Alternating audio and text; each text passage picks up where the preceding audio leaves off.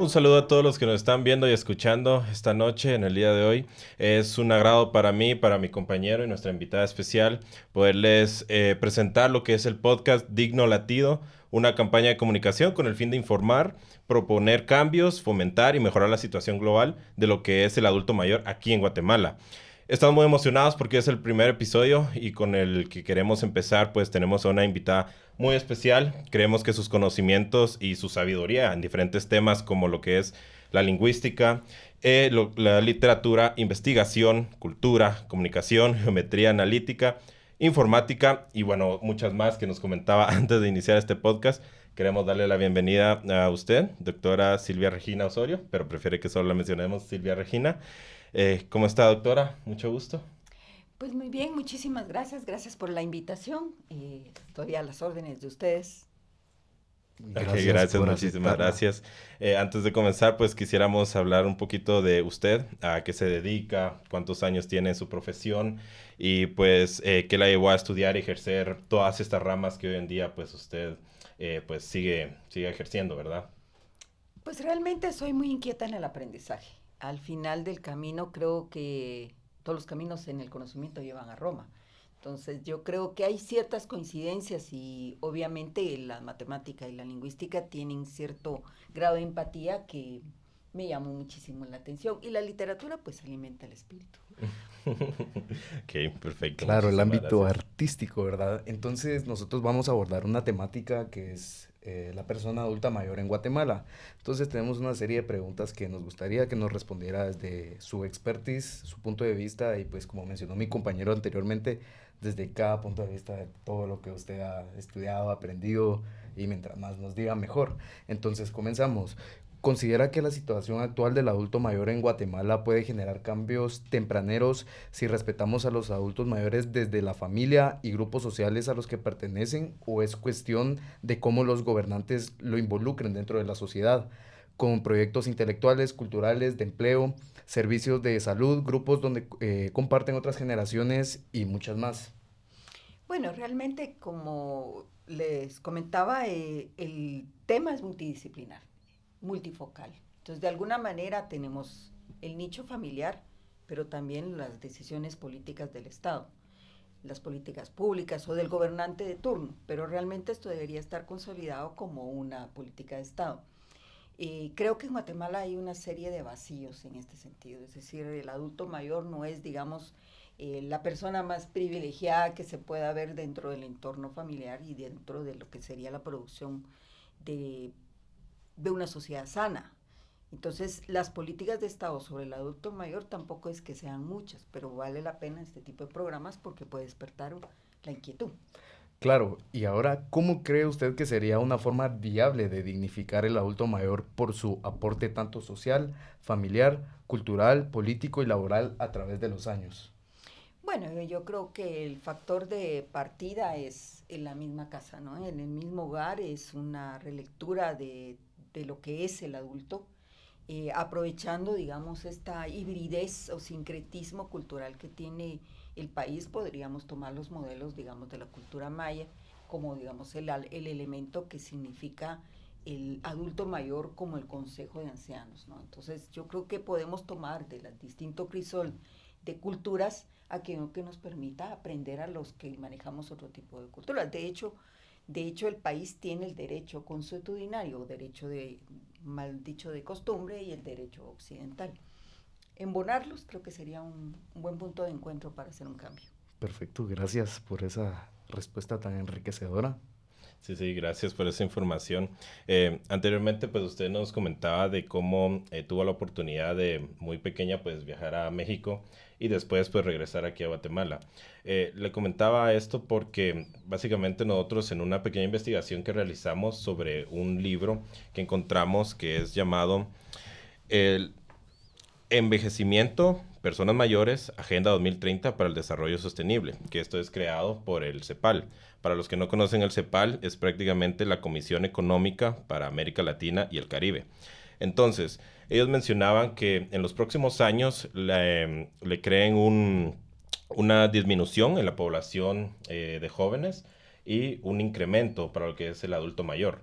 De esto, pues, da la casualidad de que en países como Cuba y Barbados tienen una similitud en el porcentaje de personas jóvenes y adultos mayores, que están entre 15 y el 20%. Eso pues ya es prácticamente un hecho con ellos, mientras que en otros países de Latinoamérica piensan que lo que es en el 2035, 2045, empezarán a expandirse y pues a tener un rango similar, siempre manteniendo el 15-20% de jóvenes y adultos mayores. Mientras que aquí en Guatemala pues tienen esa proyección hasta 2065.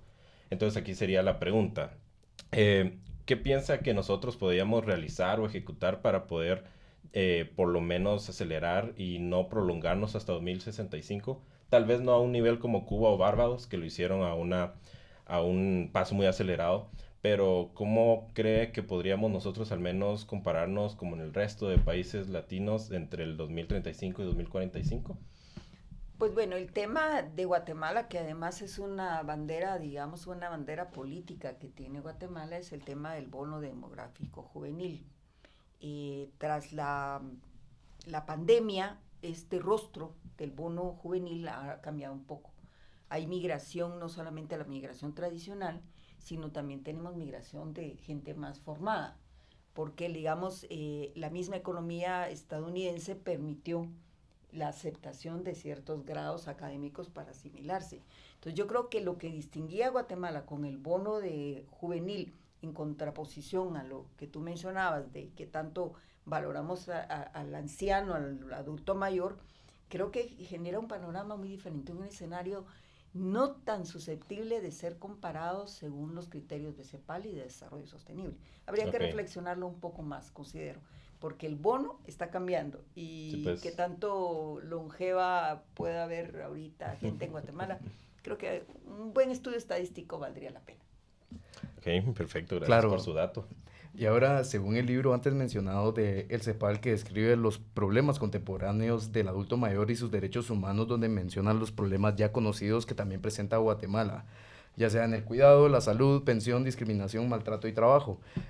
Sin embargo, hay un tema del cual no está considerado en Guatemala, que es la toma de conciencia. En Costa Rica, pues se informa que es importante aplicar mecanismos apropiados para promover ayuda en adultos mayores que conozcan sus derechos humanos. Chipre dice que es importante luchar contra estereotipos, prejuicios y prácticas nocivas. Ahora República Dominicana da énfasis por las capacidades que aún, que aún pueden aportar las personas adultas mayores en la sociedad, ya que Guatemala no está considerado pues en una toma de conciencia. Ahora, ¿qué modelo de los países mencionados anteriormente se adaptaría mejor a Guatemala? ¿Costa Rica, Chipre o República Dominicana? Bueno, un tema de los modelos es un poco riesgoso, ¿eh? Es decir, los modelos deben partir un poco de entender la naturaleza del lugar donde tú vas a extraer el modelo.